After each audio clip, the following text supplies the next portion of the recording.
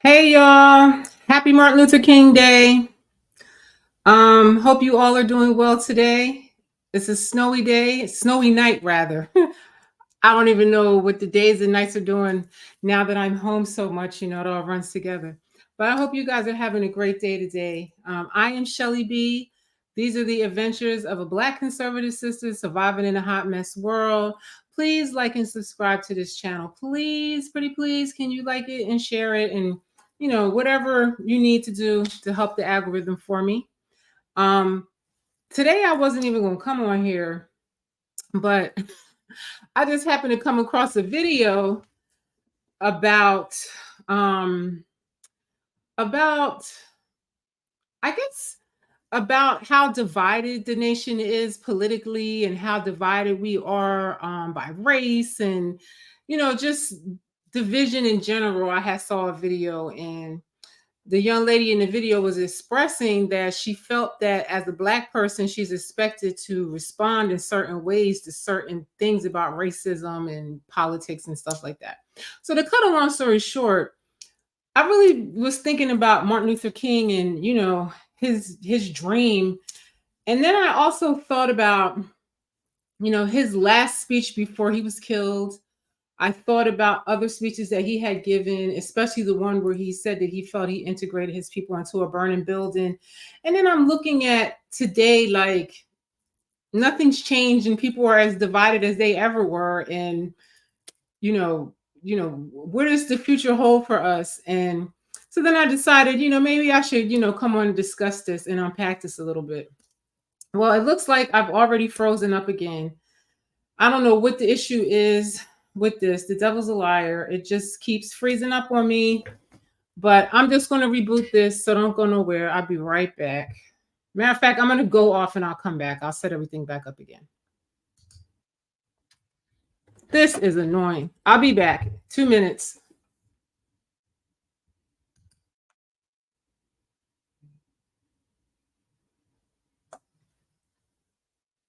Oh, great. It came back. Thank God I didn't have to.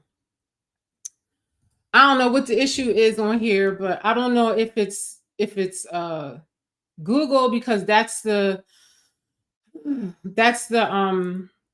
the site or whatever you have to use to stream on StreamYard, and it constantly freezes up and it's so annoying. And I never used to have that problem until recently. So I guess like the last several lives it freezes up. If it freezes up, I'm going to just start it over, and it takes 2 minutes, so we'll take a commercial break and I'll come right back. Don't go nowhere if that happens. So anyway, so like I was saying, I felt like the dream had been deferred as far as Martin Luther King is concerned, and that we are in the same situation. I feel like we're all still slaves, just in a different capacity. Slavery is still legal here, according to the 13th Amendment, and if you're incarcerated, you're allowed to be a slave.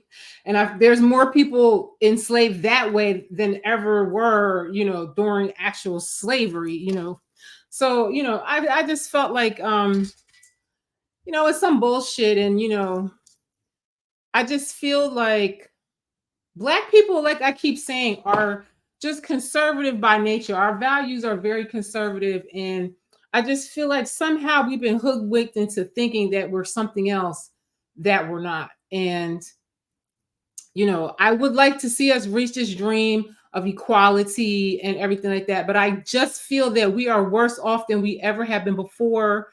Like Dr. Claude Anderson says, integration was the worst thing for the Black community. And if you're being honest, it really has been, because before integration, we had our own everything because white people wasn't fucking with us. We had our own schools, our own hospitals, our own airlines, bus companies, everything that we needed. We had Wall Streets, banks, whatever you want to have. And then they will come and burn it down and we put it right back. You know what I'm saying? Like we just were unstoppable, and I just feel like once we integrated, we lost all of that. But that's a discussion for a whole different day. Today, we just going to focus on how we are today as it relates to Martin Luther King's so-called dream. That speech was one of his earlier speeches, and he's always remembered for it. But he actually started sounding a little bit more radical in the end. You know what I'm saying? So, he had guns, he was armed, and he always had armed gunmen with him and all that, you know what I'm saying? Because he was always under attack. Um, and in his latter years, he said that, I don't think that these people will ever do right by you, and you should probably be armed. And, riots are not a bad thing because it gets their attention. And, he just had a different perspective that we never hear because we only hear the "I have a dream" speech. We always hear the nonviolent, docile thing. You know what I'm saying? But the fact that he had to walk with armed guards just showed that the nonviolence didn't work, and he didn't really believe that, because if he had people with armed guns on him, they was ready for that smoke. You know what I'm saying? So I don't know. So let's just go, because I saw this video that this young lady had posted, and I felt like, I really agreed with her about her position on how she felt as a Black person about certain issues. And it's almost like Black people are expected to have this liberal position because liberals said we should, and for some reason we believe what they have told us, but we really don't have those values. So let me see where this video is at. Yeah, right here. Let me get the video. Hold on one second. Let me share. Well, damn, I can't hear nothing. Let me put the damn headphones on. As time progresses, I'll get better and better at this. It's a learning curve, getting better and better. It is what it is. We're getting there. All right, so I'm going to present my screen. Let me share my screen. Let me see. So this girl, I like her page because, I don't agree with her on some things, but I agree with her on most of the things. You know what I'm saying? And I definitely agree with her on much of this because it is true. Woman. Many people expect me to have certain opinions just because I'm Black, and I find that very annoying. No, I don't like Tyler Perry movies. They're cheesy, melodramatic, and the actors always... I would surely agree, but we ain't allowed to say that. ...have bad wigs. Y'all look at this. Look at her hair. Tyler Perry. Why would you switch this woman's wig halfway through the scene? Boom. Child, the continuity for this movie is hysterical. If you want to kiki, watch this movie because she'll be in one hairstyle and in the same scene, a ponytail or whatever. It was hysterical. This is ridiculous. What? And no, just because I'm a Black woman doesn't mean I view myself as oppressed. I find the victim mentality to be counterproductive and, quite frankly, very annoying.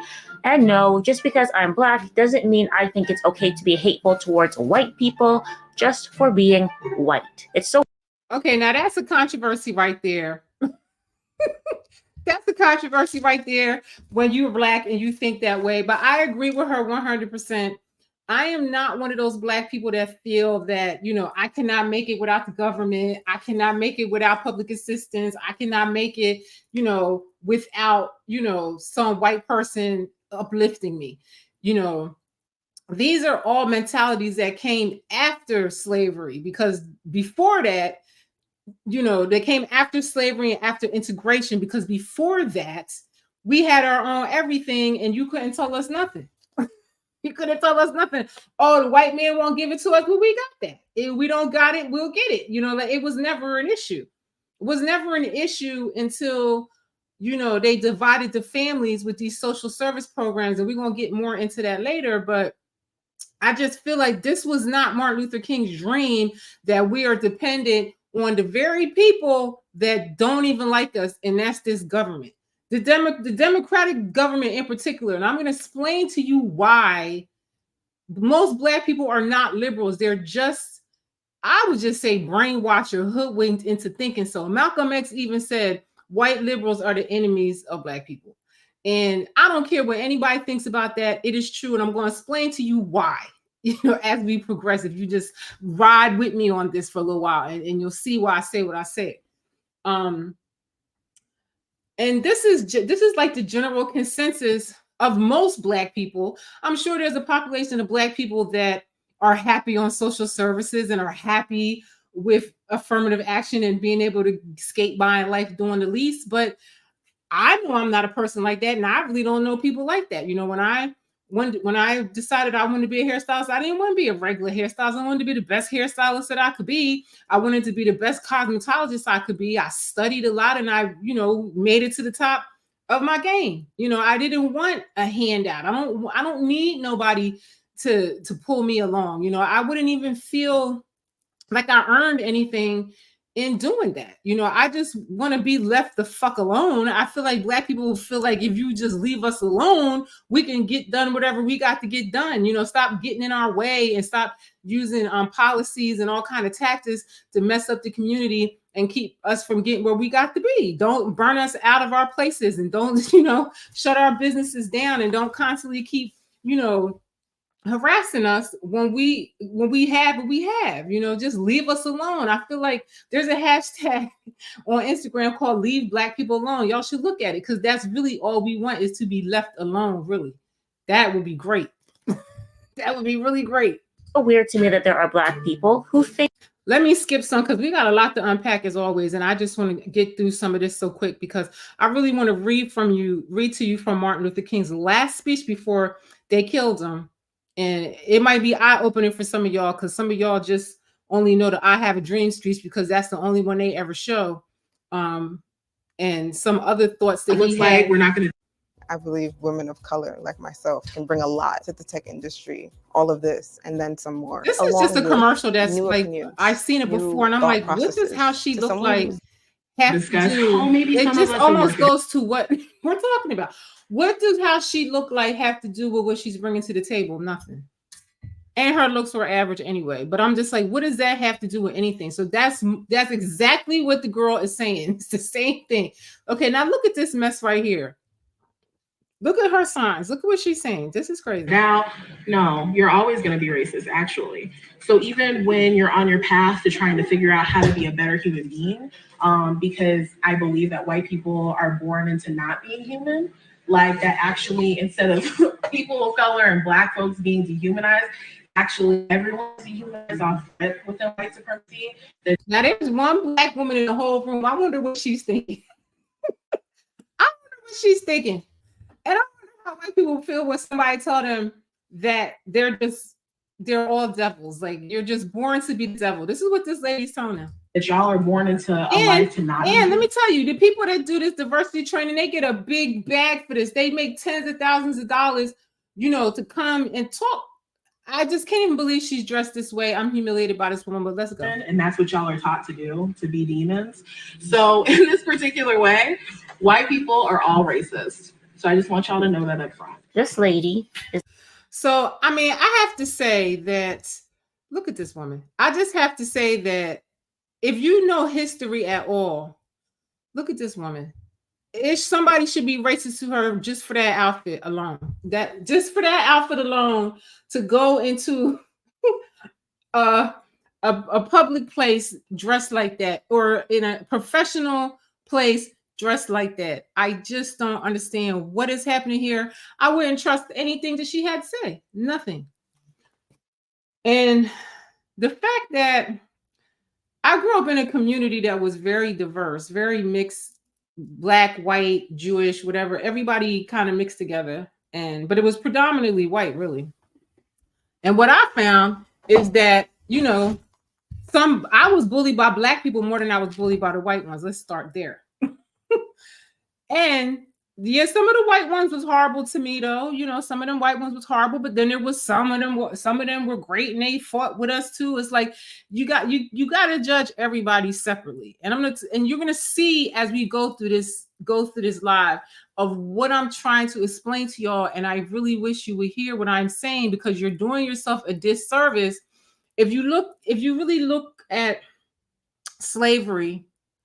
And you look at the Underground Railroad, and we're going to talk about this a little bit more because somebody made a video about it, and they go into a little bit more depth than what I have the time for, and they kind of put it together all in one place. But anyway, if you look at the Underground Railroad, common sense is going to tell you that the Underground Railroad would never, ever have worked if it wasn't for white people that was hiding the slaves. Whose houses you think they was going to on the Underground Railroad. It wasn't no black people's houses because they would have surely been caught. It was white people hiding them. The Quakers were hiding them. All kind of people was hiding them for hundreds of miles to get to freedom. So everybody is not racist. I feel like most people, and let's define racist first, because everybody uses that fucking word, and I just think everybody's so damn stupid. Racism, to be a racist, you have to act on bigotry. I can, just like Paul Mooney said, I can say I'm going to kill you all day long, but if I don't do it, I'm not a murderer. So you can say you hate somebody as much as you want to hate them, but if you don't do nothing to them, you're not a racist. You're bigoted, you're prejudiced, you're an asshole, but you're not a racist. Racists make policies. Racists are the Ku Klux Klan. Racists are Jim Crow. Racists are, the prison industrial complex. And those are racist policies. That's racist. When people actually do something to fuck you up, that's racism. Most people are not racist. I find that most people are not even bigoted or prejudiced. I feel like they're just ignorant. And I feel like that is wrong with what is wrong. My people is they're ignorant. And white people that are sitting here and letting this woman sit there and tell them that they're devils are stupid to me. They're ignorant to me. They all should have walked out of that shit. Because if a white person would have sat there and said, oh, black people are stupid, they need us to help them. We need affirmative action because black people are beneath us and they're not smart and they need us to help them get through it. They'll never make it in life. I would have been like, fuck off, and I would have walked out of there. You know what I'm saying? So I don't understand this mentality at all. I don't understand this mentality at all. Just listen. That's what y'all are taught to do, to be demons. So in this particular way, white people are the all only racist. demon in the room is her. So I just want y'all to know that up front. This lady is a BLM activist who not only told your group of mostly white people that they are white demons, but also had the unmitigated gall to have a note on the board asking them to send her money through PayPal. She sure What did. a time to be alive. The one black person in the room looked so uncomfortable, and I don't blame them. Imagine having to sit. And to me, the fact that she's the only black person there, maybe they do need diversity. Is she there as a token, or is she there because she's really a good worker? I'd like to know. I really would like to know. Let's skip a little bit forward. This is a mess. All of these videos I'm going to put in the description because you really need to watch these to get the grand scheme of how crazy this society is. These people are insane. And I'm sorry for the commercials, you guys. Impacted. DEI training is being implemented more and more and more into workplaces, despite the fact that research shows it's ineffective and just creates more hostility in the work. Please don't tell me I have to hire somebody just because I have to hire them for a quota, because if you can't do hair and you're not a good person to be around and you're like at the bottom of the barrel of all the colleagues, I don't want you. Why would that doesn't make sense to me. That doesn't make sense to me. And even if you're going to have affirmative action, you need to pick a person that is the best of the best. Don't pick a mediocre person. You're doing everybody a disservice by lowering the freaking bar. Place. Companies continue to pay big money for training. There's a whole industry now designed to cater to companies looking for a quick way to check that box. In the US in 2020, DEI was a $3.4 billion industry. Every big company. They feel like they have to. They have to say something. They have to signal to the world that they're doing something. Is it effective? These slides were shown at a Coca-Cola diversity training. The thesis of this training was try to be less white. They're talking about arrogance and things like that. That is by no means a white thing. The point is, you better not treat me like you think you're better than me, and you better not treat me like I need you to survive in life, because I don't. We don't. We survived slavery. We survived Jim Crow without you. We survived everything without you. You understand? Don't be coming over here acting all liberal and all, sanctified that like, oh, we're here to save you. I don't need you to save me. I need you to leave me alone. Leave me alone and just let me be my best and, take me for the best that I am. I really don't want to work in a group of, affirmative action people that are at the bottom of the barrel and we barely, the lowest grades, and who wants them? I mean, and just because they're black, you're gonna take them? That doesn't make sense. I'm sorry, I don't understand this. Anybody can be mad at me all they want to because of this, but this is how I feel. To demonize the other side as much as possible. And absurdly, diversity trainings don't even do what they're supposed to do. This Harvard professor analyzed studies of them. Sadly enough, I did not find one single study which has found that diversity training, in fact, leads to more diversity. In fact, the Harvard Business Review reports 5 years after diversity training, the share of Black women managers actually decreased. I guess they say, fuck it, let's just not have them at all. Like, this is too much for us. Let's just not have any. You know what I mean? It will be so, I guess, I don't know why it doesn't work. I just feel like it's a dumb policy. Again, these are the liberal policies that are stupid. Leave everybody alone and let them just do what they got to do. The only reason why Black people fail is because they're always in the mix, manipulating shit. Leave us alone. Leave us alone.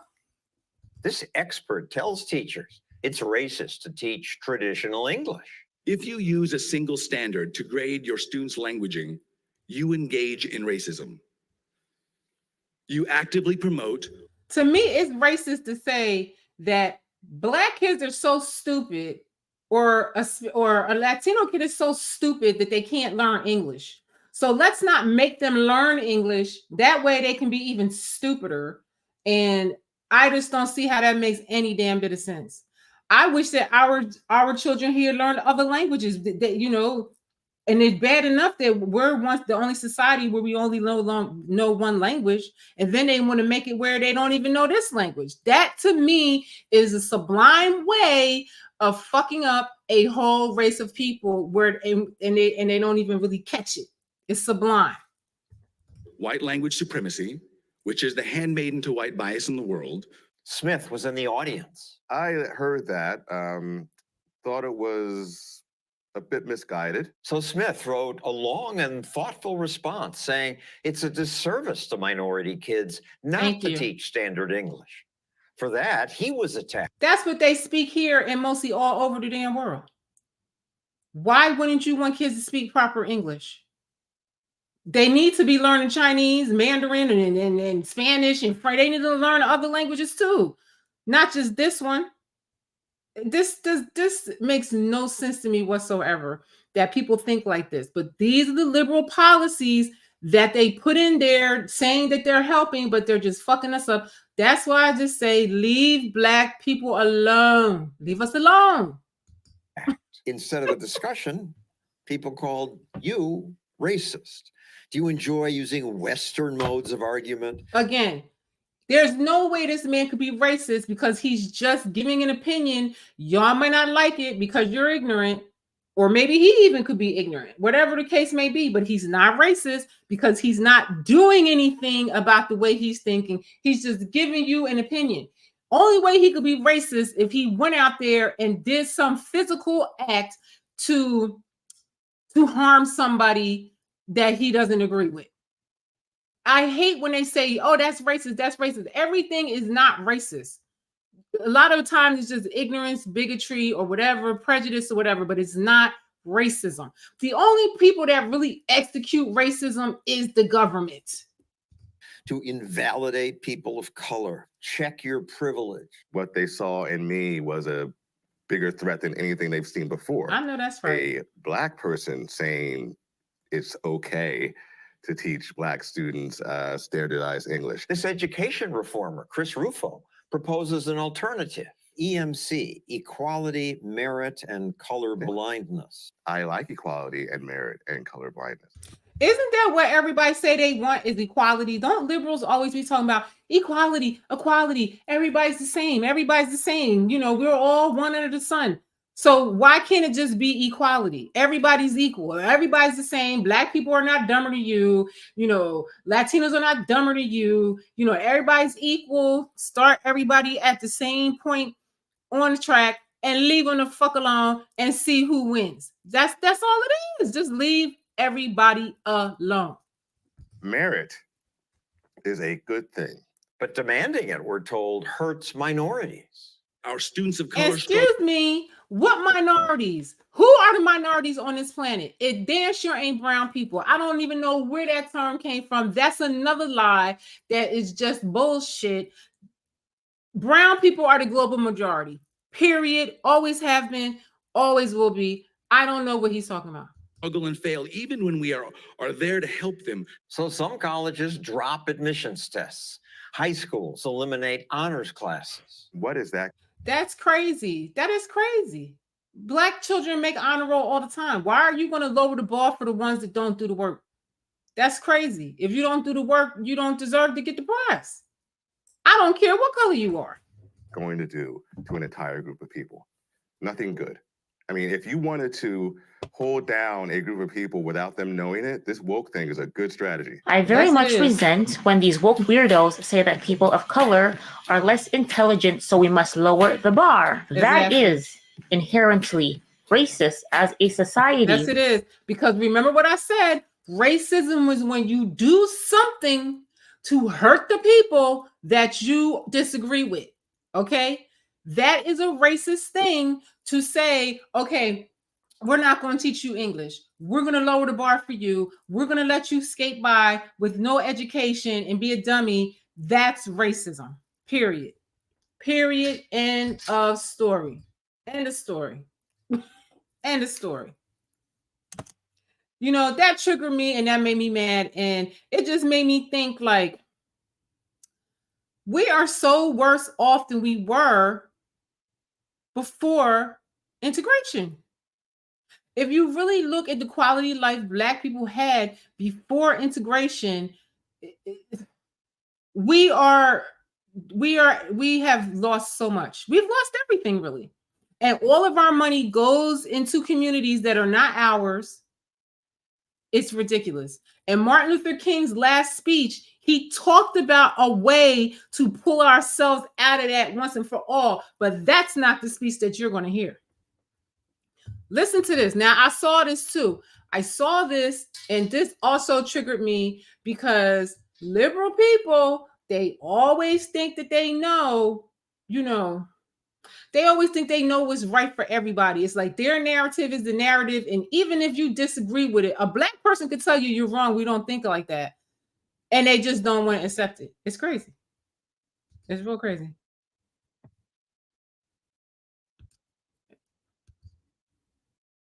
I'm trying to share my screen. Hold on one.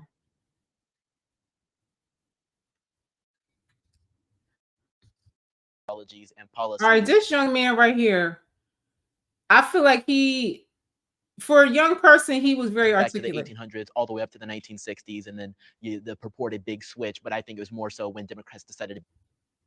Hold on, let me go back to the beginning of what he was saying, because he was dropping some truth bombs on their ass.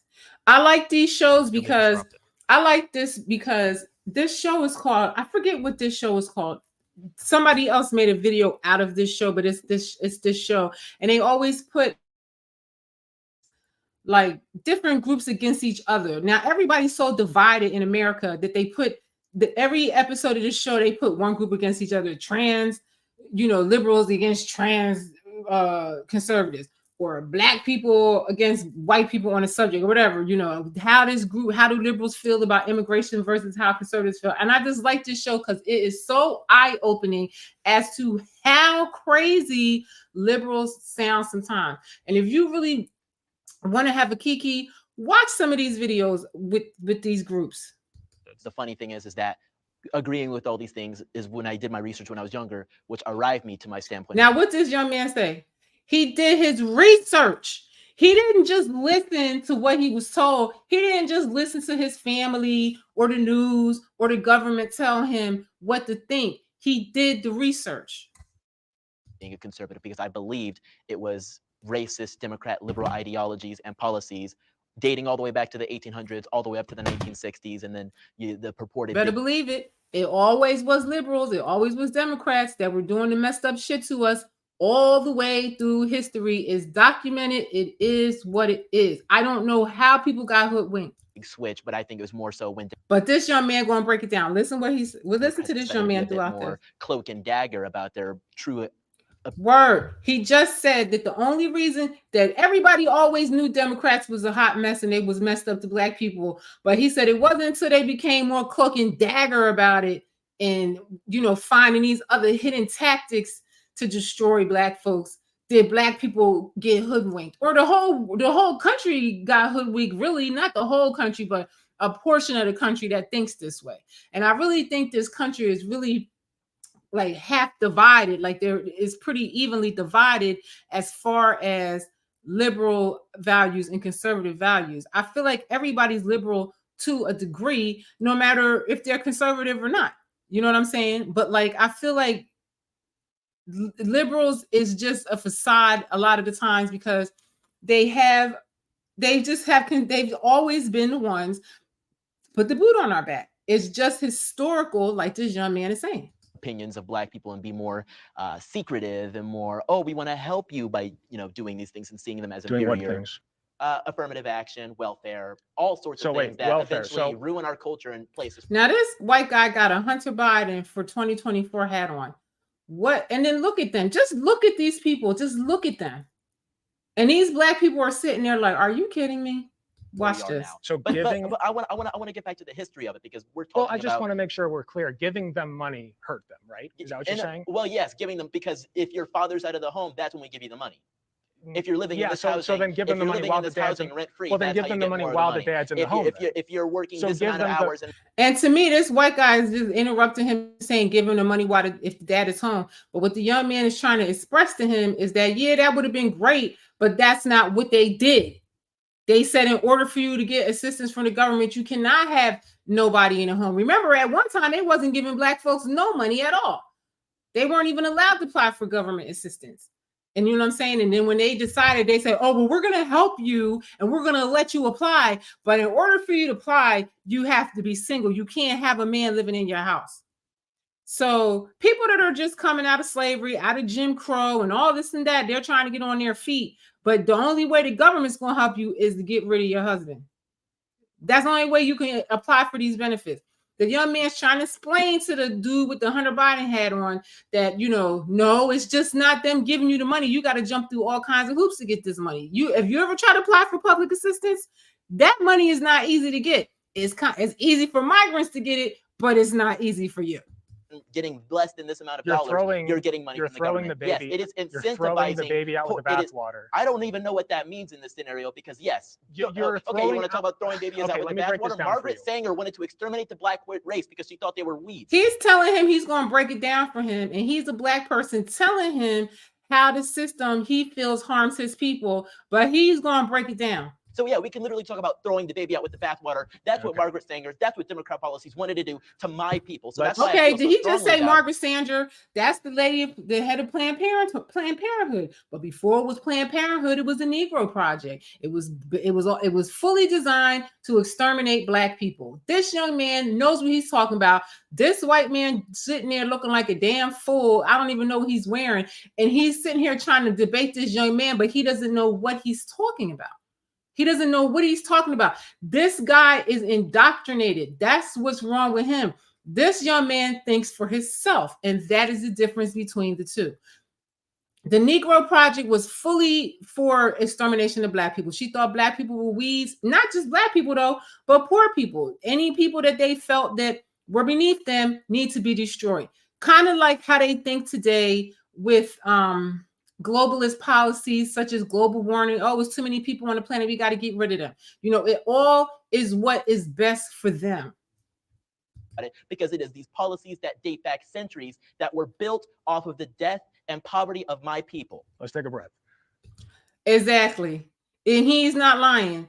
A lot of these policies were built off of the death of this discomfort and, you know, holding back of the people. Slavery, Jim Crow, the Ku Klux Klan, these are all Democratic shit. The Republican Party was created to abolish slavery. That is facts. Why y'all think something else is beyond me? It's like the young man said, they got cloak and dagger on your ass and they hoodwinked y'all. So I'm breathing. Okay. So a lot of babies aren't, but I am. Over what? And he ain't lying. 1 million people because have put black Super babies, Beats blood pressure support supplements to the hold on, test. sorry, y'all. Let me turn And the this- numbers because tell the black story. babies We are have over aborted more Yeah. than any other. I don't know what that- Why? Because just like Margaret Sanders said, they are weeds and they need to be exterminated. So this guy doesn't even know what he's talking about. This kid looks so young and he's just way more articulate and intelligent than this man sitting here with a Hunter Biden hat on for 2024. Y'all want Hunter Biden as your president? He does. These people are crazy. And I'm telling you, when you watch this program, I feel like it's very unbiased. They have equal people to speak, but I'm just telling y'all, most of the time, these liberal people, they sound crazy. They sound crazy. 6th grade level into a college. They look crazy. That's Look the at thing him. that fixes the problem at the Crazy. end of the line. I don't think that affirmative action was perfect by any measure, but we still see really, really bad inequality. So if you're going to get rid of affirmative action, But if black people, if a panel of black people are sitting there telling you, and black people in America are probably some of the most wealthiest in the world. There's more celebrities and black millionaires here than anywhere. And they're telling you, we're good. We can do what we got to do. Just leave us alone. We're fine. We don't want your welfare. Do you know how much money you get in welfare? Is nothing. You have to be below poverty stricken to qualify for that. You can make more money. I swear to you, can make more money doing nothing than getting welfare. You can. The only good thing about that is that you get you probably could get medical benefits, but do you really want to go to those doctors? I don't know. Especially if you're really sick. I wouldn't be want to go to them doctors. what's the replacement? Meritocracy. There's no meritocracy in this country. You look at Elon Musk, he's destroying Twitter. There's no. What does Elon Musk have to do with what they're talking about? It has nothing to do with it. These people, he has no argument. He looked really stupid in this, and the other white people on there with him was kind of holding their heads down and feeling stupid for him because he was so stupid. Oh, meritocracy. That's ridiculous. Well, first thing I want to bounce back to is it's not a myth that there are like minorities that are being put into colleges that they're not ready for. If you look at a lot of these top universities, including Harvard, Yale, etc., you're going to see a lot of minorities on academic probation because they are being placed in universities that they are not ready for. They are not cut out for that. And that is true. That is fact. And the data is out there that, and it's not, they're not prepared. Why? Because you don't want to teach them English. You think they're too stupid to learn. They come from the worst schools and stuff like that. And you're just trying to fill a quota, and you're not really looking for the best black student. You're just looking for a black student. Just yet. And it even just makes sense if you look at how much they have to achieve in order to get there. Asian students on average have to score 450 points higher than a black student. Right, and Asian students are tight. They've been talking about it a lot. A lot of people are not happy with this, and it's very embarrassing, and it really makes it look like black people are stupid, but that's not the case. This is just one of those things, like the young man said, the cloak and dagger, hoodwink, rope-a-dope shit that they do on black people to keep them down and to make them look stupid in society. In order to get in the same university. So if you think of the universities that have courses, et cetera, that grade on a curve, you can only have so many people with an A, so many people with a B, et cetera. So that means that the bottom percentile is going to fail. Who is most likely, just based on logic, going to be the ones failing? It's going to be the people who didn't have the credentials to get there in the first place. There and then you I go. have to bounce back to. I want to get you on that point, because I would posit that the people who are least likely to have good outcomes in an academic setting are those who have to work 2 jobs, are those who have to drive there from home because they can't afford a dorm, are those who have to go into crippling financial debt. These are and have other stresses in their life. They can't afford a doctor, they can't afford a dentist, they can't afford anything. That's not dumb. So those are the people. That's not just black people. It's not just. But it's over. Now, see, the white girl even had to tell him all of them things that he think put black people beneath him, or but to put black people beneath everyone else, is the same shit that everybody else is dealing with. The Asian students do the same thing. The white students do. Everybody's dealing with the same thing. You're still not saying why it's needed. It's bullshit. It's just a tactic to make sure that you stay miseducated and on the bottom and struggling and never, getting the best of the best out of the community. You should you should really want excellence from black people. Why would you want to take these mediocre people? I don't understand it. Looking at overwhelmingly, straight numbers, there are more white people in poverty than black people. There you if go, you look young at the man. wrong numbers, but if you I don't know, actually what are the understand wrong what you're talking numbers? about. No The number issue is is poverty wrong. in general, though. I don't think it's like who's in poverty. It's like poverty sucks. Maybe we should make college free, and maybe we want to have affirmative action wouldn't be that necessary. It'll get even more ghetto. Why? Did you hear what he said? This man is a trip. Yeah, dude, let's just make. He's a trip. I mean, like this, you know, it makes you weary as a black person, these people. Angel Soft toilet paper is Oh, they're gonna wear me out with these strong. Yeah, but that's not like, okay, I did say I agree, but I agree in the sense that Donald Trump doesn't literally want bad things to happen to black people, like I think a lot of conservatives do. So I think that he just. So they think that, so these people are indoctrinated to think that all conservatives hate black people. When the Republican Party was created to abolish slavery, the Republicans initiated the Civil War and they got slavery abolished. The conservatives follow the Constitution. They fight for the Constitution. They want to uphold the rights of the Constitution. Democrats don't, and liberals don't. It's just a fact. He doesn't know what he's talking about. He's just saying what he's told. He's not thinking for himself at all. He hasn't studied anything. Look at this brother's face. He thinks it's retarded. Says the most yeah, I do think that. I think he says the things that will get him elected. So I Listen don't how think that dumb he this has any man sound. personal grudges against certain, most people. He just says the most And I love the young man shirt. I'm a vax rebel too, bro. popular thing. So I think like Ron DeSantis would be, Ron DeSantis would be somebody that I think actually wants black people to be hurt. So by that standard, yeah, Donald Trump supports Black lives by leaps and bounds. You think Donald Trump says the most popular thing? Yeah. Really?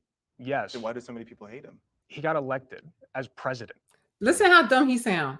Listen how dumb he sounds. That makes no sense. If he's saying the most popular thing, then why do people hate him? He can't be saying what is popular then. This guy was the wrong person to pick. But you might be very surprised. The liberal mentality is just like this. They all are saying the same thing because they're all indoctrinated the same way. Yes, he did. Yeah. He didn't win the popular vote neither time. That's a liberal talking point. That's a liberal talking I'm point. helping you here. I'm trying to see the logic in this. Obviously, he says things to be elected as a politician very similarly to how Joe Biden did, except Joe Biden actually has a history of racism. Thank you. Thank you. Thank you. Joe Biden was the one that didn't want to integrate schools. He has a long history of being a racist and a bigot. I grew up in Pennsylvania. Delaware is of our tri-state area. In my household, Biden, there wasn't no good words for him. My grandparents thought he was the devil. That's literally what they would say. He's the devil. He's evil. He's crooked. Like even back then in the 70s, when I was a kid in my household, it was known to black folks that he was bigoted, prejudiced, a racist, all of that. That people didn't like, he wouldn't have been our president. So you like everything that. The only reason why he got elected is because I feel they cheated. I feel that people are hoodwinked and indoctrinated and they just don't think for themselves. And that's the only reason why you would pick somebody like that. Now that they pick somebody like that and they see they done fucked up the whole America, now people are like, oh, I feel bad. I voted for him. And oh, now I might not vote for him next time and all this and that. Oh, his approval rating is really low. Okay, well, conservatives tried to warn y'all, but oh well. That Donald Trump says. You think everything he says is popular? I love a lot of the things he says. I think he's hilarious. When he said big water, that was one of my favorite quotes. Big water. Water, big water, ocean water. He has the funniest one-liners. So I love this guy because he's making them look so stupid and he's making the black people just look like a different kind of one line. A beam of light. I know conservatives love talking about his. No, Coke. It's different. Coke, not. He likes a different. Oh my God, this guy is hilarious. All right, let me go. Let me see. Let's go down here and watch this part. Child, this is a hot mess. This guy is insane. And I'm telling you, you have to really listen to these people when they talk. You got to watch and listen to what they're saying more. Don't listen to the news. Listen to the actual people themselves and hear what the hell they be saying. Because you will be like, what? Liberals have a savior complex. Listen to this shit here.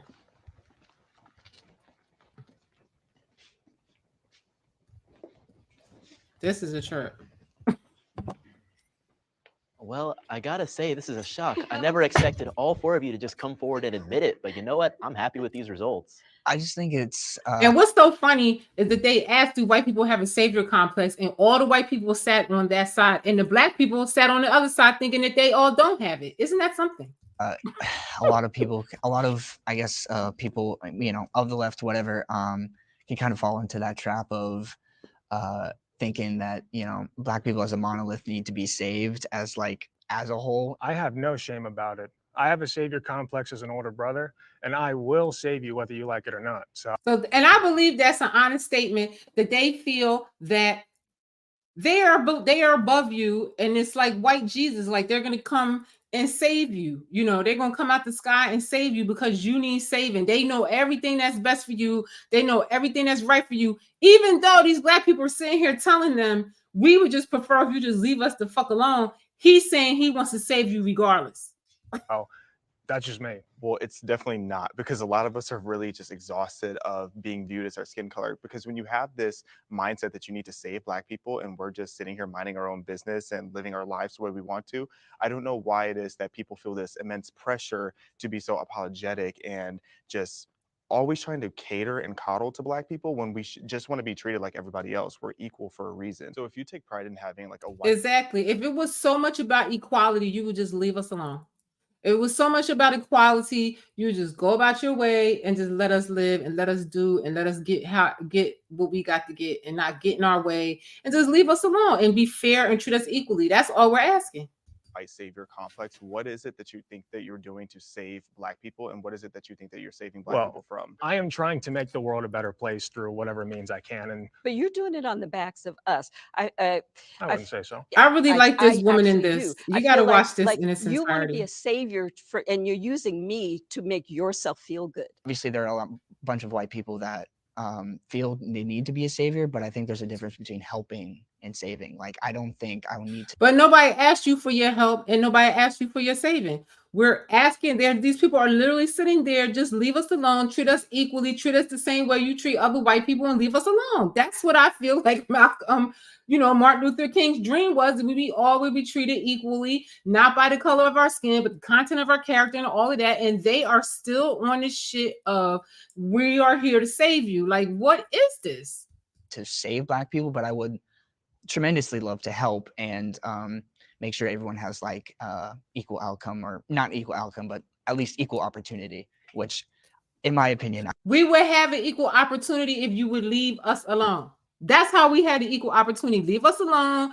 Don't try to think we're beneath you. Don't try to think we're above you. Just treat us like you would treat another white person and leave us alone. I feel we do not have. It seems like to me, when most people have savior complex, regardless of whom they're trying to save, it's like they're taking real pain and real trauma and using that as a way to push this political agenda, but also to alleviate themselves of whatever guilt that they feel unnecessarily. Like, I don't know why a white person today would feel guilty for things that happened decades ago, let alone something that happened centuries ago.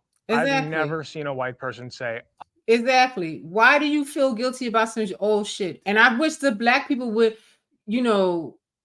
move forward to the present day. You know what I'm saying? We can't go back. We can't change anything. Now we have a lot of opportunities to elevate ourselves. We have to stay in the freaking moment. In the moment right here, we're not enslaved. We have everything at our disposal and at our fingertips. We don't need them to help us to do anything. We could do it ourselves if we have the mentality to do so. And you're going to see in Martin Luther King's last speech before they kill him the very next day, that is what he was saying. I personally feel guilty for slavery. Maybe they're out there, but I've never heard that. Yeah, in second grade, when they taught us about slavery, almost every kid in my classroom would spend their entire time looking at black kids in that classroom. How was I supposed to not think, wow, these people are feeling guilty? I mean, it's just really bullshit. It's really bullshit. Thing that was on my mind when I watched 60 and 70-year-olds on their deathbeds suffocating to death was taxes. I was worried about healthcare. I didn't give a shit about taxes in that time. So when I go to work every day, that's what I see. That's what I want to fix. Okay, that was weird. Were you yelling? I see you once again elevating yourself above the rest of us, and Exactly. particularly at me, a white man elevating himself above a black person. He called me a bootlicker. He called me a bootlicker. Oh no, I triggered them all. I'm sorry. I'm I'm not sorry. triggering. I'm chilling, but Look at the guy next to the black guy. He This looks like he's conversation in a is that deep we're state all of depression. Americans, and because we're all Americans, we know that America has a bunch of problems, and I think And one thing about this show, most of the people that they have on this show, I can't think of the name of the real show because this is just a clip out of another show. Forget what it's called, but you can find it online. But it's always, these people are always influencers or people of some kind of influence or whatever. So these people's opinions are out there. You understand? So this is what I like about this show, because you're getting a real perspective of the real people that are of influence. every person here wants to solve the problems. And I think everybody is bringing what they have to the table with their ideas on how to get us to unify. This kind of stuff, right? But you got something in there. Hopefully, I mean, I'm going to give you the benefit of the doubt that you have something in there that's redeeming about you that would bring all of Americans together. So I hope that we end on the note of American. And let me tell you something. I tell everybody this. I tell my son this. If you get, and I watch every episode of Locked Up Abroad for all of the seasons. It's been on for like a decade. If you get locked up abroad, what are you going to say? You're an African American. Who's going to come and get you? Africa or America? Tell me. Tell me.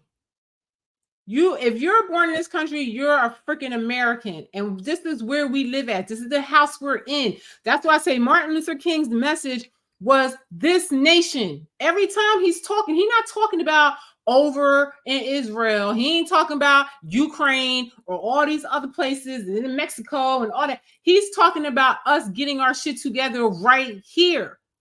That was the message. I don't know.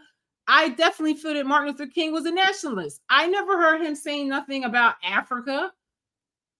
He was talking about right here. Fix the problem that we got right here, and let's get our home right, is the message that I thought that he had. I don't know where these liberal people come with all of this.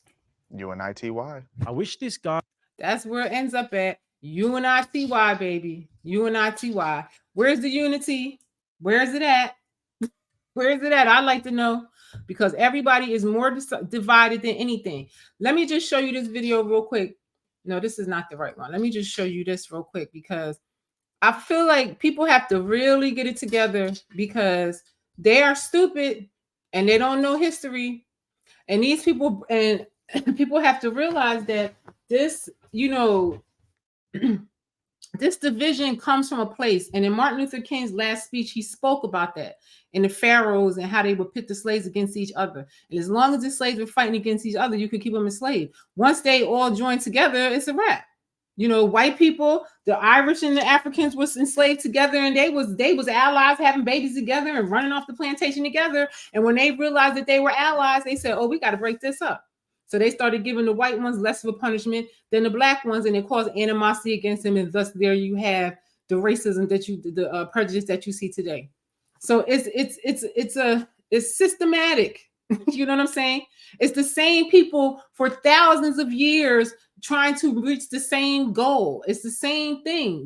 These people want to control the earth, and they want to control the people. They hate God's creation, and they want to destroy it and make it some bastardized thing or some fake genetically modified thing. You know what I mean? It is what it is. It's been the same for thousands of years. Nothing has changed. It's the same. It's the same thing. So these people are going to talk about white abolitionists because, a lot of black people think that all white people are racist. White people even think they're all racist. White people have grown to hate themselves in this process too. And this couple right here is explaining about the white abolitionists of the period, of the slavery period.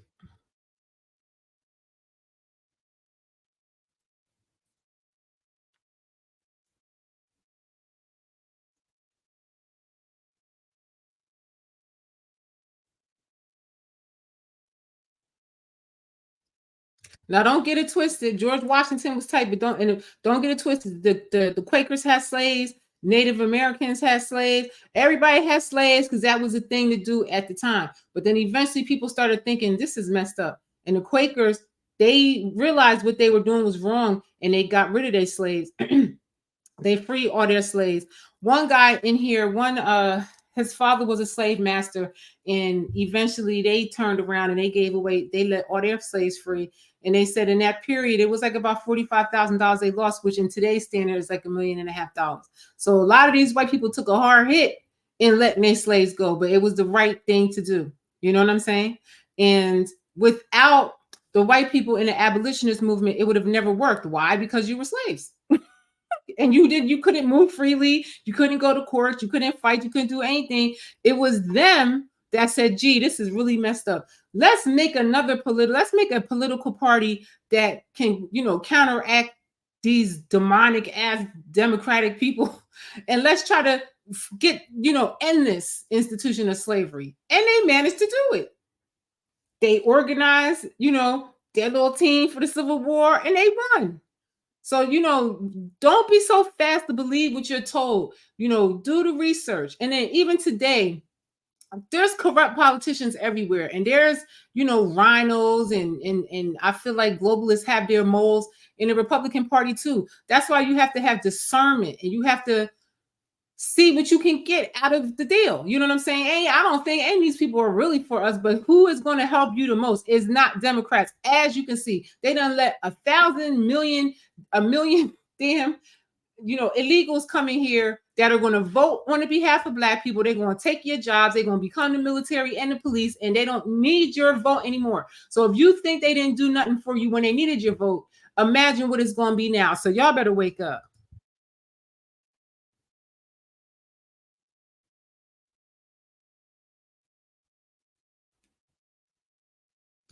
Harriet Tubman said that she really trusted the Quakers. She said the Quakers come like Black people. And they was fearless, some of these white people, because they was hiding slaves in their house. They were spending their own money. I have read this book called, it was called, oh my God, what was it called? It was called Incidents in the Life of a Slave Girl. Harriet Jacobs wrote it.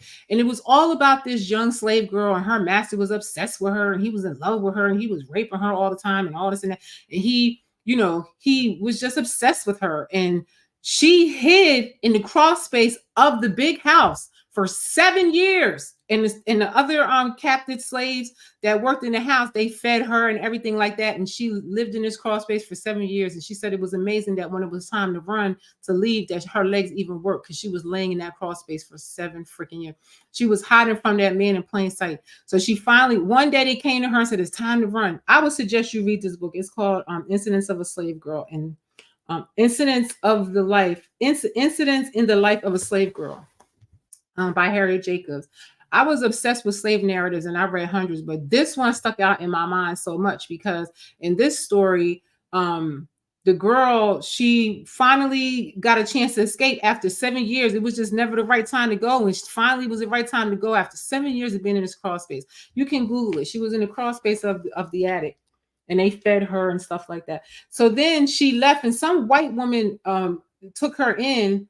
And when the master, he had all these people looking for her, he wanted her back so bad. And as they was getting hot on her trail, the white woman gave this Black woman that she don't know from a can of paint her baby, and gave her walking papers, and sent her to Europe to hide away with her baby. So you can't be, how racist is every white person gonna be if you're gonna give some Black woman your baby to be free? You know what I mean? And I think eventually that same family, that lady gave her baby another time and let her go to England with the baby. And then the lady bought her freedom for her. So I'm just saying, like, this is ridiculous. And like each one of these abolitionists has helped at least 3,000 or more slaves escape. Let me just skip a little bit forward. I had no idea that Cassius Clay was an abolitionist, and that's Muhammad Ali. That was the name he got. He changed it to Muhammad Ali, but I didn't even know Cassius Clay was a real damn person that was an abolitionist.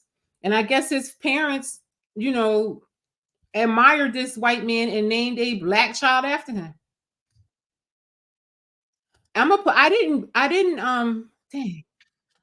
put the video of Cassius Clay in here, but I'm gonna put it in the description because it's kind of long. But I will tell you that Cassius Clay, the real Cassius Clay, they tried to kill that man so many times because he was an abolitionist and he was just vicious, like, you know, in defending himself from these white people trying to kill him all the time because he was, you know, really fighting to abolish slavery and he had a lot of leverage and stuff like that. And they was always trying to kill him.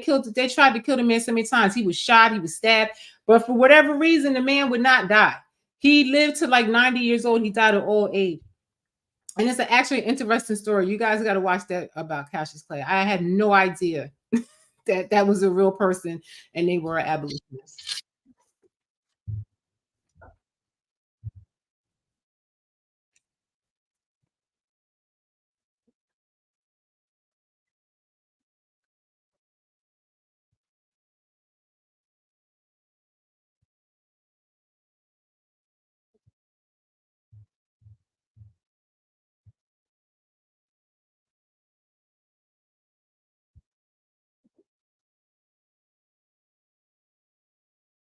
Well, I'm not even sharing my screen. I'm so sorry, y'all. Hold on a second. I'm out to lunch today. Hold on one second. I'm so sorry, y'all. Charges on a near. I'm so sorry. I'm sitting here steady watching it, and I ain't even sharing it. But so I just wanted you to see about some of these abolitionists, and you can just Google white abolitionists. Like his father before him, John Brown actively partook in the Underground Railroad, harboring runaways at his home and warehouse. Oh, that is so cool. And warehouse, and establishing an anti-slave catcher militia. Wow. Following the 1850 pact. So he was actually going after the slave catchers and getting them. You know what I'm saying? John Brown started a huge movement.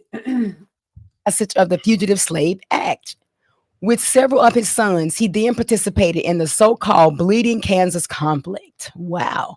Leading one 1856 raid that resulted in the murder of 5 pro-slavery settlers. Another raid in December 1858 freed 11 enslaved people from 3 Missouri plantations, after which Brown took hotly pursued charges on a nearly 1,500-mile journey to Canada. Becoming ever more radicalized, Brown's final action took place in October 1859 when he and 21 followers seized the Federal Armory in Harper's Ferry, Virginia, now West Virginia, in an attempt to foment a large-scale slave rebellion. Caught and quickly convicted, Brown was hanged to death that December. Oh, that sucked. Wow. So he got killed in the line of fire of helping. So let's see, real scroll back down. He did it 1850. So he did it for what, 9 years? No, because he started. So I say all this to say that thinking that all white people are racist is just stupid. Is not true, and it's just part of the indoctrination of division. It does not exist. It's not true. It's stupid. Just for those of y'all that don't believe, let me present my screen and show you this because I've had so many dumb people argue me with this. And it's just stupid because if you just read, as much as Google is censored in realness, you can just go on Google and freaking read. Let me put my reading glasses on. Okay. What does it say? Republican Party, United States. The party was founded in 1854 by anti-slavery activists who opposed the Kansas-Nebraska Act, which allowed for the potential expansion of chattel slavery into the western territories of Kansas and Nebraska.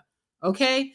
Under the leadership of Lincoln and a Republican Congress, the Republican Party led the fight to defeat the Confederate States in the American Civil War, preserving the Union and abolishing slavery.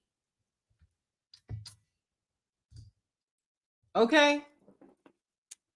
That's what they did. So without those white people, we would have never been free from slavery because they're the ones that started that party. They're the ones that started that movement. They're the ones that fought and died. Because remember, Black people couldn't even fight in the war. You wasn't even good enough to die for this country. Then eventually, when they finally did let you in, you were fighting for your freedom. They let you fight in order to be free. It was mostly white people that died on the behalf of ending slavery. Stop playing with me, please. Please stop playing with me. To me, that was Martin Luther King's message, is that we all, not all of us, not just Black people, we all of us, no matter what our race, creed, or color is, we all are going to have to band together against these wicked ass people. That's the only way it's going to work. That's the only way it's going to work. Look at this. This is a short little video. Watch this shit here. Let me share my screen first. I'll be messing up with that.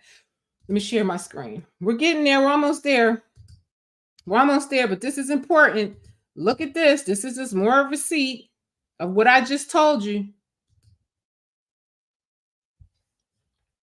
Boulevard subverting expectations by asking people trivia about the Republicans and the Democrats. Stood. What? Which political party founded the KKK? The Republican Party, of course. Now, this is so funny how people are so ignorant and people are so told, so indoctrinated and told what to think that they have no idea of their history. The Democrat. I hope it wasn't Democratic. Probably Republicans. Wrong. Wrong. The Democrat Party. You see? For real? It was the Democrats. The Democrats founded the KKK. You know which party abolished slavery? Which party? Yeah, that was the Democrat Party. It's so funny that most Black people think the Democrat Party is this party that been with you throughout all your trials and tribulations, but they were the cause of your trials and tribulations. I guess the Democrats, the North. I don't know. Right. In the North, guess who was there? The white abolitionists. Rescuing. William Penn was also an abolitionist. So a lot of these people had slaves at one time, but they realized this is wrong. That was just what people did in that period. And certain people woke up and said, this is wrong. And we need to let these people go and try to stop this.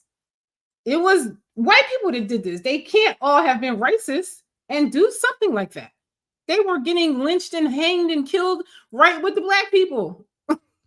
The Republicans. Republican? That's right. Good job. This one right. It's actually the Republicans.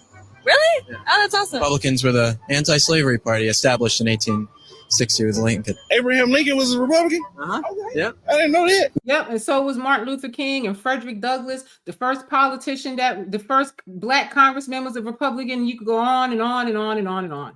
Which political party gave African Americans the right to vote? Oh, the right to vote. It's the Democrats. Democrats? Republicans.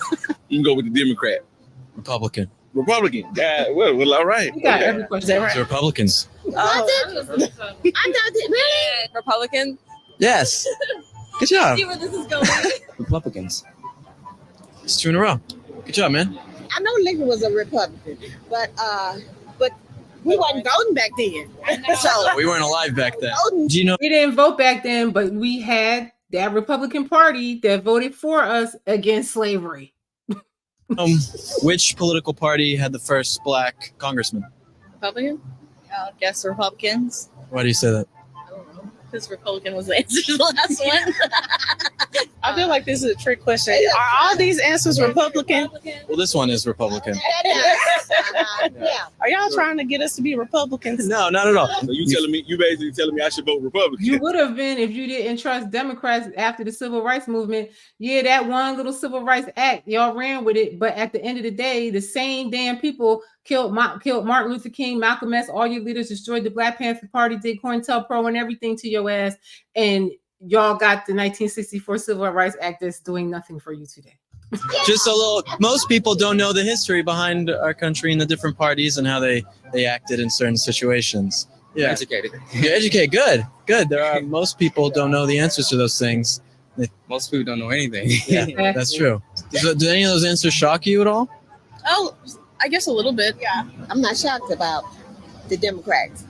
Fair enough. The Republicans were founded as the anti-slavery party. A lot of people like to call Republicans very racist and things, but looking at the history, it's not really that way. And we shouldn't just look at a party and say, oh, all Republicans are racist or all Democrats are racist. We should say, okay, this person is call them out on that. You know what I mean? Okay, yeah, I get it. Okay. Yeah. Well, I learned something today. My man, you got all of them right. How did you know that? You know, I got 6 degrees. You got 6 degrees? Good for you. I have 0 degrees. Now, judging him, the white guy from the other video would think he needed to be saved because he would just automatically assume because he's black and he has locks, whatever, he's stupid. Or veteran, so so I get free. Thank you. Free education. So I just took take advantage of that. Yeah. All right, guys, we just finished up here, and most people were incredibly shocked to find out the answers to our questions. We appreciate you watching. Make sure that if you're a student and you want to join our student program. So you get the point of what I'm trying to show y'all here is that the only way that we're going to win here and everybody can live a peaceful existence without globalists and without these crooked ass politicians and stuff like that is if we all unite against slavery again, because we are being enslaved by the same people again. It's the same people every time for centuries that are trying to oppress God's people. I feel like most people have conservative values. I just feel that they do. And they don't even understand what conservatism is. They don't understand what liberalism is. And they're, you know, most people that consider themselves liberal, if they really did the research, they would find that they are not. So I just have one more thing to show you, and I'm going to read from Martin Luther King's speech, and we're going to get on out of here because, of course, I ran way over, as I always do. Oh, hold on. Let me share my screen. I always forget to, should they just make it when it just, you ain't got to do all that. Just share it. It just shares when you click it. Okay. All right, check this out. I love this little video. It's short and sweet. 1954, the first Republican Party platform adopted at the party's first national convention in 1856 promised to defeat, quote, those twin relics of barbarism, polygamy and slavery. Now listen to this. They was also trying to do away with polygamy. You know what I'm saying? And slavery. These white people got together on their own and said, yo, these people wilding out here. They got polygamy. They enslaving people. Let's try to come together against these people. Those twin relics were spreading into the Western territories. Republicans feared that as those territories became states, polygamy and slavery might become permanent parts of American life. Polygamy, the marriage of... They were like, get them heathens on out of here. We don't want them. One man to multiple women, devalued women, and made them a kind of property. Slavery, of course, did the same to blacks, literally. The Democrats were so opposed to the Republicans and their anti-slavery stance that in 1860... What'd she say? Who was opposed to it? Okay, thank you. Just 6 weeks after the election of the first Republican president, Abraham Lincoln, South Carolina, a state dominated by Democrats, voted to secede from the Union. The Civil War that followed was the bloodiest war in U.S. history. Now, these racist ass white people are the ones that came together and, started a whole movement to ban slavery. These racist ass white people went out there and fought on the behalf to free the slaves, and they died on the battlefield, but they were so racist. It led to the passage by Republicans of the 13th Amendment, which freed the slaves, the 14th Amendment. But the 13th Amendment still does say that you can be enslaved if you are a felon or something like that, or you're convicted of a crime or something like that. So I would say don't commit no crime. That's what I would say. I don't know. There are all kinds of people that are wrongfully accused, but I would say your chances are much less of becoming a slave in prison if you don't commit a crime. But we got to work on that 13th Amendment, I believe. Amendment, which gave them citizenship, and the 15th Amendment, which gave them the vote. These white people that was so racist, we got the right to vote with them. In 1870, the first Black senator and the first Black congressman were sworn in, both Republicans. In fact, every Black representative in the House until 1935 was a Republican, and every Black senator until 1979 was too. For that matter, the first female member of Congress was a Republican. The first Hispanic governor. I didn't even know that. The first female was what? I guess they really was more liberal than the Democrats. The Democrats are liberal only in name only. And senator were Republicans. The first Hispanic governor and senator was Republican. Can y'all please stop playing with me? The first Asian senator. The first Asian too. You get the idea. So the Democrats was just haters across the board. Now, you know, that is a hot ass mess. That's crazy. And most of us do not know that. Look, I got on my Restore Black Dignity shirt. Like, I'm hoping after today's live, we can restore Black dignity, because we sure have lost it. Because, I mean, I feel like we have digressed so much. And I really think y'all should watch some of Dr. John Claude Anderson's videos, because he talks about integration and all that we lost with integration. And Martin Luther King himself felt that he, you know, made a mistake with integrating, because it just destroyed the community. It really did destroy the community. So this is the last thing I wanted to show you and leave it on this note for Martin Luther King, Martin Luther King Day. I'm going to share my screen so you can see this. I would implore you to read this. I'm just going to skip over what's important and what resonated with me in this. It's a long speech.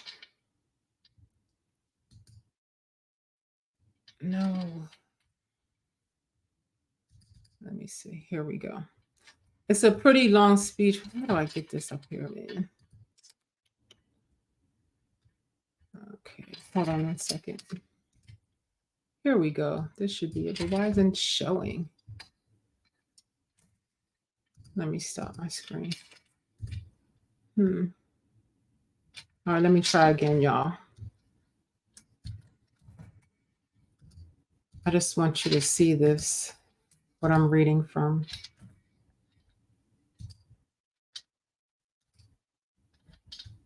Okay, now we got it.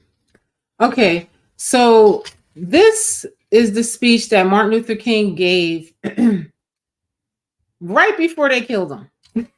Like, they say the eve of his death, this was the speech he gave. Now, they always talk about the I have a dream speech and the I have a dream speech. You know, it's always that one speech when he spoke so much.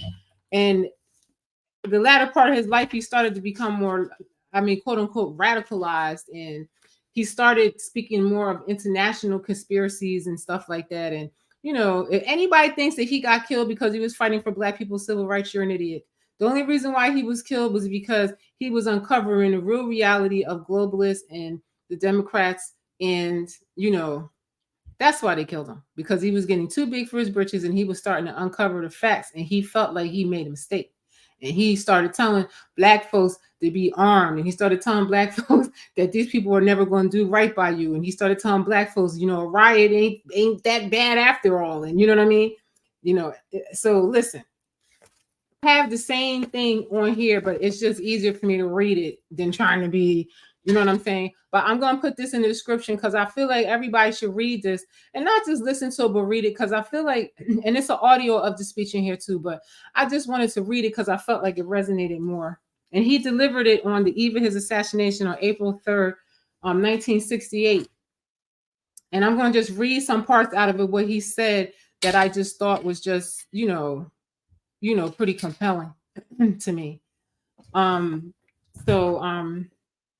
He starts out saying that he's talking to God, and he's saying, if I were standing at the beginning of time with the possibility of general and a panoramic view of the whole human history up to now, and the Almighty said to me, Martin Luther, what age would you like to live in?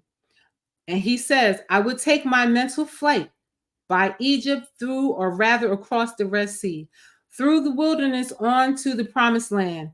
And in spite of its magnificence, I wouldn't stop there. He goes on to say he will go look at the Roman Empire and the developments around there through various emperors and leaders, but he wouldn't stop there. He said he would go to the Renaissance period and he wouldn't stop there. He said, you know, he would keep going to 1863 and watch a vacillating president by the name of Abraham Lincoln finally come to the conclusion that he had to sign the Emancipation Proclamation, but he wouldn't stop there. He said he'd go to the 30s and look at the problems the bankruptcy of his nation. He's talking about the Depression, but he wouldn't stop there. He said he would turn to the Almighty and say, if you allow me to live just a few years in the second half of the 20th century, I will be happy. Now, that's a strange statement to make because the world is all messed up. The nation is sick. Then he goes on to say, he says, and another reason that I'm happy to live in this period is that we have been forced to a point where we're going to have to grapple with the problems that men have been trying to grapple with through history. So that's what I'm saying. This has been happening for thousands of freaking years. This group of people want to control all of the resources, control the world, control God's creation, and just keep humanity divided. It's the same people. Just like he said, throughout history, we have to grapple with the problems that men have been trying to grapple with through history. But the demands did not force them to do it. Survival demands that we grapple with them. Men for years now have been talking about war and peace, but nonviolence, but no longer can they just talk about it. It's no longer a choice between violence and nonviolence in this world. It's nonviolence or non-existence. And I would agree we haven't reached this point, being that we are already in World War III, and the only thing left to do is nuke the planet and kill everybody on it now. That's the only thing that's left to do. He goes on to say later in this, he says, I can remember when Negroes were just around, as Ralph has said, so often scratching where they didn't itch and laughing where they were not tickled, but that day is over. So he's saying y'all acting like everything is all good, but that shit is over now. We mean business now. We are determined to gain our rightful place in God's world. This is what he's saying on his last speech. We are saying that we are God's children and that we do not have to live like we are forced to live. That's what he said. Now, what does all of this mean in the great period of history? It means that we've got to stay together. We've got to stay together and maintain unity. Whenever Pharaoh wanted to prolong the period of slavery in Egypt, he had a favorite formula for doing it. And what was that? He kept slaves fighting amongst themselves. And look how they have us now. People are more divided now in this time in history than ever in history is more divided. But whenever the slaves get together, something happens in Pharaoh's court, and he cannot hold the slaves in slavery. When the slaves get together, that's the beginning of getting out of slavery.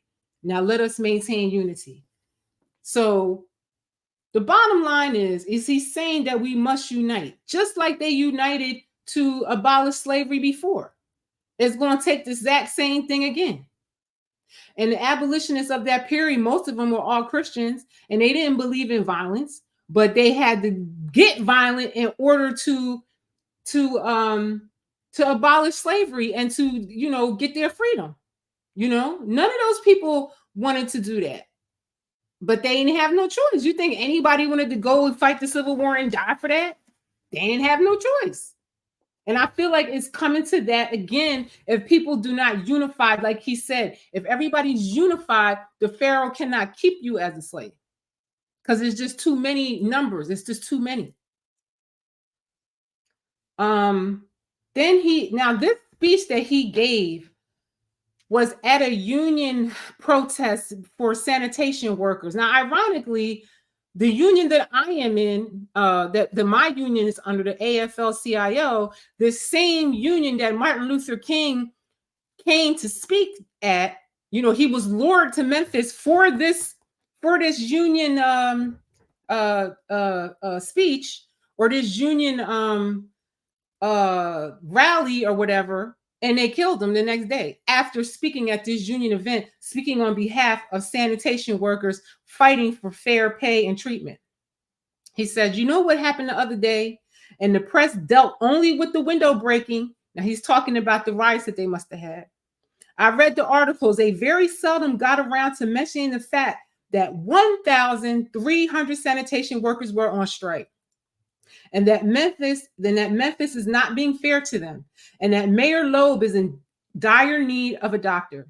They didn't get around to that. So he's just saying that the media like they do today, they're only going to tell you what they want you to hear. They're not going to tell you the truth of the situation.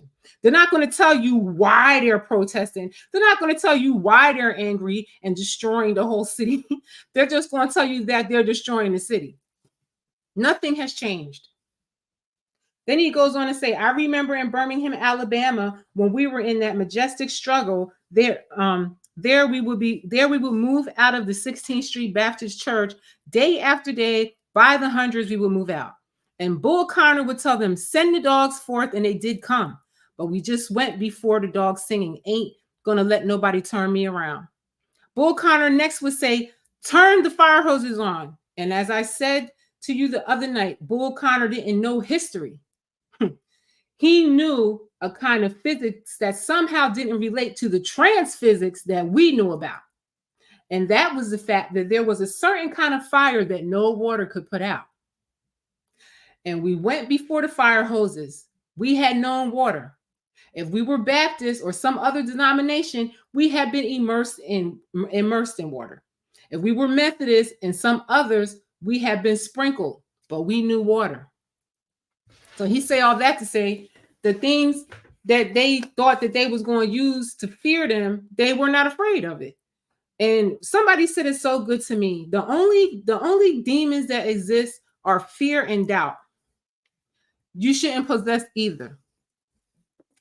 Then he goes on to say, which is so true, if I lived in China or even Russia or any totalitarian country, maybe I could understand the denial of certain basic First Amendment privileges because they hadn't committed themselves to that over there. But somewhere I read of the freedom of assembly, somewhere I read of the freedom of speech, somewhere I read of the freedom of the press, somewhere I read that the greatness of America is the right to protest for rights. And just as I say, we aren't going to let any injunction turn us around. We are going on. So what is he telling you right there? He's telling you that we have rights as Americans in this country by our Constitution that other countries don't have. That's what he's fighting for. He ain't talking about overseas and nothing what they have. He just said, I'm not talking about them. I'm talking about the rights that I have right here. And that's what we forget ourselves here in America, which I don't understand that. Then he goes on to say, now we are all, now this is the most profound thing. Listen close. Then he goes on to say, now we are poor people individually. We are poor when you compare us with white society in America. We are poor. Never stop and forget that collectively, that means all of us together, we are richer than all the nations in the world, with the exception of 9. Did you ever think about that? After you leave the United States, Soviet Russia, Great Britain, West Germany, France, and I could name others, the Negro is collectively richer than most nations of the world. Collectively richer, and we know this just with Black women's hair products is the equivalent to a small nation, what we spend on just that. So imagine if we pulled all our resources together, period. And they know this, okay? He goes, we have an annual income of $30 billion a year. Now that is a long ass time ago. I guess it might have tripled or quadrupled since then, which is more than all of the exports of the United States and more than the national budget of Canada. Did you know that? That's power right there if we know how to pull it. And that was the message. That was the message that he gave before he died, is to take your money and put your money where your mouth is and come out of the beast, come out of the system and have power over how we spend our coins. We don't have to argue with anybody. That's what he says. We don't have to curse and go around acting bad with our words. We don't need any bricks and bottles. We don't need any Molotov cocktails. We just need to go around to these stores and these massive industries in our country and say, God sent us here to say to you that you are not treating his children right. And we've come here to ask you to make the first item on your agenda fair treatment where God's children are concerned, okay? Now, if you are not prepared to do that, we do have an agenda that we must follow. And our agenda calls for withdrawing economic support from you. Okay? Now, imagine if we take our billions of dollars and stop giving it to these corporations that are trying to destroy us. Stop giving them to these globalist corporations that are destroying us. And white people need to do it too, because you getting screwed right with them. It doesn't matter if you black or white. It doesn't. You're not a part of that group of elitists. You're not a part of the globalist crew. You're not. They trying to purge you off the planet as much as they trying to get rid of us. It's too many people in general. They didn't say it's too many black people. They want to purge millions of people off the planet. Y'all better wake up. Stop playing. And so as a result of this, we are asking you tonight to go out and tell your neighbors not to buy Coca-Cola in Memphis, not to buy Seal-Test milk, not to buy Wonder Bread and whatever else that they was protesting at the time. This is what he said the message is. This is what it is right here. He left the blueprint of how to get out from under these people. That was the message. But not only that, we've got to strengthen Black institutions. I call upon you to take your money out of the banks downtown and deposit your money in the Tri-State Bank. How many Black people are going to put their money in a Black bank? Y'all scared to put your money in their bank, but you'll put your money in a globalist bank that's oppressing your people for thousands of years. Go figure. I'm going to go put my money in a Black bank now just because of that. I definitely going to put some of my money in there and try to see what products they have for investment. So go by the Savings and Loan Association. I'm not asking you to do something that we don't do ourselves. So he's saying we already doing this. Me and my crew, we doing this. We trying to show y'all what we doing. We taking our money and we building. We're just telling you to follow what we're doing. Put your money in there. You have 6 or 7 Black insurance companies in Memphis. Take your insurance out there. We want to have an insurance in. So he's telling you, ain't no fight, ain't no war. It's that money. It's the money. They're not even going to kill you. Once you take your money from them, they ain't even going to kill you. They want that money. They want to keep you alive and find a way to get that money back from you. Now there are some practical things we can do. We begin the process of building a greater economic base. At the same time, we are putting pressure where it really hurts. I asked you to follow through here. That's what he said. Follow through. Did we do it? No. Probably because a lot of people didn't hear this speech because they always hear the I have a dream, turn the other cheek speech. You know, several years ago, I was in New York City autographing the first book I have written. And while sitting there autographing books, a demented Black woman came up. The only question I heard from her was, "Are you Martin Luther King?" I was looking down writing and I said, yes. And the next minute I felt something beating up my chest. Before I knew it, I had been stabbed by this demented woman. I was rushed to Harlem Hospital. It was a dark Sunday afternoon, and that blade had gone through, and the X-ray revealed that the tip of the blade was on the edge of my aorta, the main artery. And once that's punctured, you drown in your own blood. That's the end of you. Now, mind you, he says a demented Black woman stabbed him, not a demented white woman. A demented Black woman stabbed him. It was also a group of demented Black people that set him up to be murdered. We all know that story.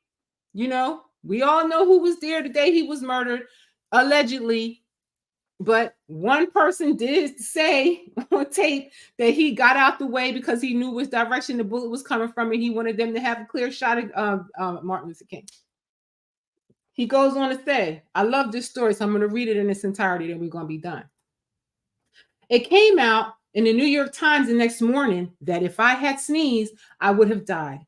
Well, about 4 days later, they allowed me, after the operation, after my chest had been opened and the blade had been taken out, to move around in a wheelchair in the hospital. They allowed me to read some of the mail that came in. And from all over the states and all over the world, kind letters came in. I read a few, but one of them I will never forget. I have received one from the president and the vice president. I've forgotten what those telegrams said. I received a visit and a letter from the governor of New York, but forgotten what that letter said. But there was another letter that came from a little girl, a young girl who was a student at the White Plains High School. And I looked at that letter and I'll never forget what it said. It said simply, Dear Dr. King, I am a ninth grade student at the White Plains High School, she said. While it should not matter, I would like to mention that I am a white girl. I read in the paper of your misfortune and of your suffering, and I read that if you had sneezed, you would have died. I am simply writing to say that I am happy you didn't sneeze. And I want to say tonight, I want to say that I am happy I didn't sneeze, because if I had sneezed, I wouldn't be here in 1960 when students all over the South started sitting in at lunch counters. And I knew that as they were sitting in, they were really standing up for the best in the American dream. Mind you, he's saying the American dream, not the Israeli dream, not the Ukrainian dream, not this person's dream across the pond in Europe somewhere. He's talking about America, American dream. And taking the whole nation back to those great wells of democracy which were dug deep by the founding fathers in the Declaration of Independence and the Constitution, which the Republicans are always fighting to uphold, just like they fought to uphold it in the abolishment of slavery. He says, if I had sneezed, I wouldn't have been around in 1962 when Negroes in Albany, Georgia, decided to straighten their backs up. And whenever men and women straighten their backs up, they are going somewhere, because a man can't ride your back unless it's bent. So stand up, do something, stand up. This is the dream. This is the last thing he said before he died. This is the dream. This is what the dream is. When the Black people of Birmingham, Alabama aroused the conscience of this nation and brought into being the Civil Rights Bill, if I had sneezed, I would have had a chance later that year in August to try to tell America about a dream that I had had. If I had sneezed, I wouldn't have been down in Summer, Alabama to see the great movement there. If I had sneezed, I wouldn't have been in Memphis to see a community rally those brothers and sisters who are suffering. I'm so happy I didn't sneeze. So this man is talking about how happy he was to have not sneezed and saved his life after this Black woman damn near took his life. You understand what I'm saying? So it just goes to show there's messed up Black people, there's messed up white people, there's messed up people of all the races, and there's good in all of the races. And unless we unite together as all together, it's never going to work. As Americans, we need to unite. That's the point. That's the message, is that we all together have to unite against this one demonic entity. And then he goes on to say the next day, I left Atlanta this morning. This is the day before. And this is all things happened to him in the days leading up to his death. He gave this speech on the eve of his death. Now, this has happened in the morning. I left Atlanta this morning, and as we got started on the plane, there were 6 of us. The pilot said over the public address system, we are sorry for the delay, but we have Dr. Martin Luther King on the plane. And to be sure that all of the bags were checked and to be sure that nothing would be wrong with the plane, we had to check out everything carefully, and we've had the plane protected and guarded all night. So these people were protecting his safety to make sure he got there. They watched the plane all night. They checked the plane and watched the plane all night because he was so targeted and so threatened all the time. You know, they wanted to make sure that they didn't try to take his plane down or do something crazy to him. And then when I got to Memphis, and some began to say that threats or talks about these threats that were out, what would happen to me from one of our sick white brothers? So he still calls the sick white people his brothers. Why? Because he feels that we all are one under the sun. We all are one under the Son of God. We all are one. You understand? Some are fucked up and some are crazy and some are demented, like he said, or some are sick, but they're all still our brothers and sisters. You understand? That was the message that he taught. And this was his final message. This is the last thing he said, this paragraph right here. Well, I don't know what will happen now. We've got some difficult days ahead, but it doesn't matter with me now because I've been to the mountaintop and I don't mind.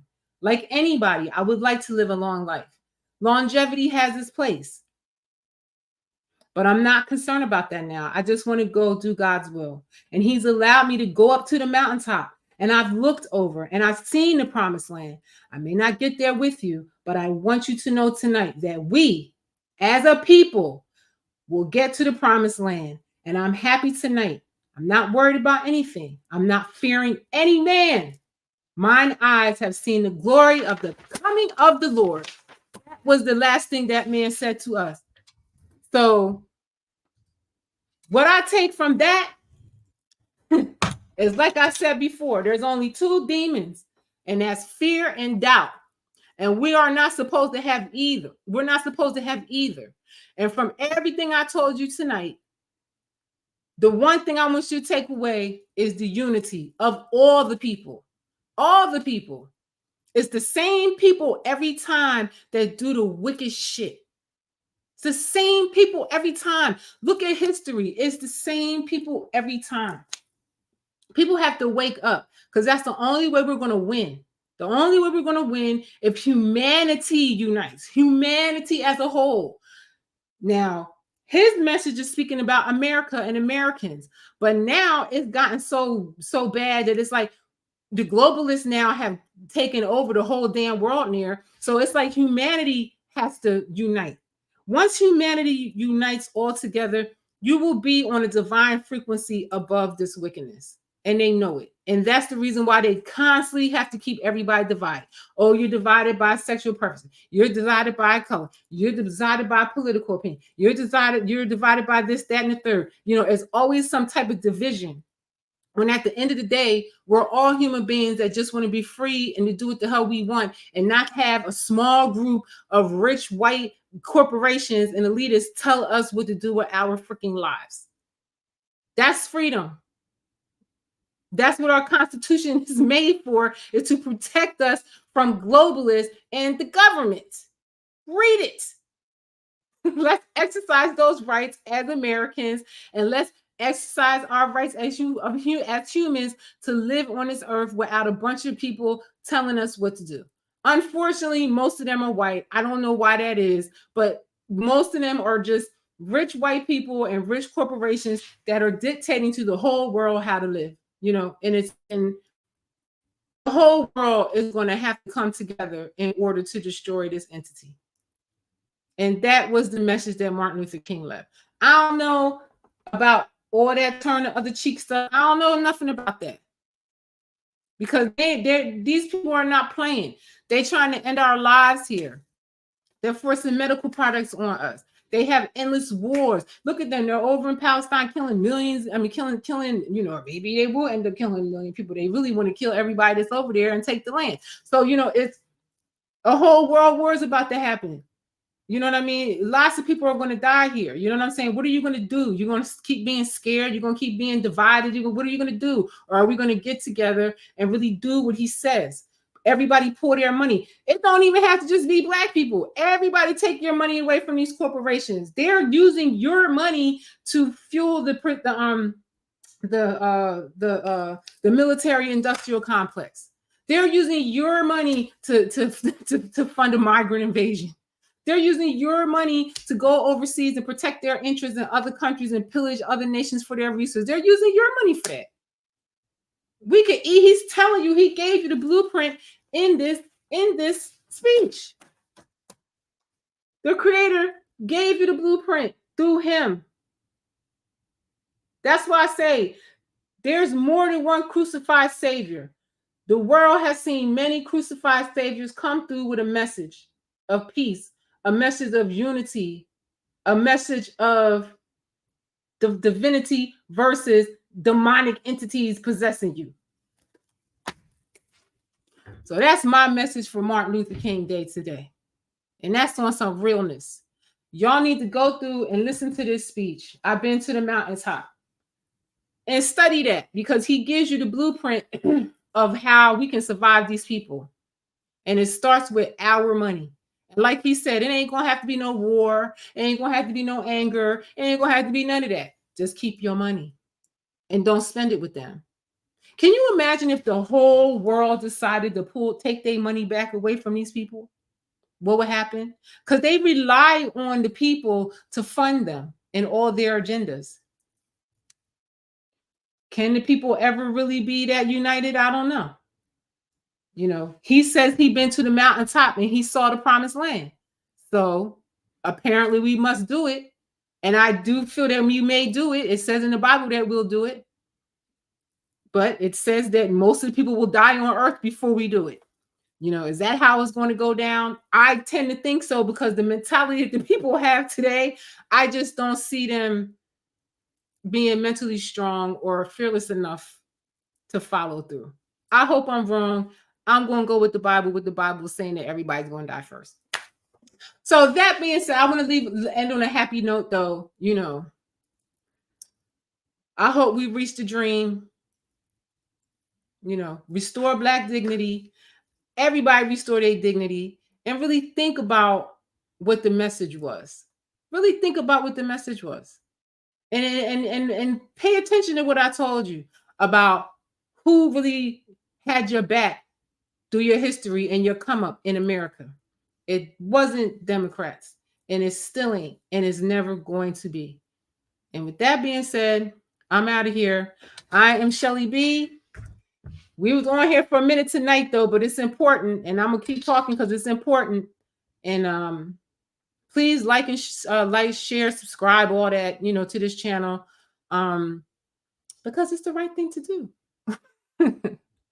All right, y'all, I'm going now. I done got revved up, and I wish you all, you know, the best in 2024.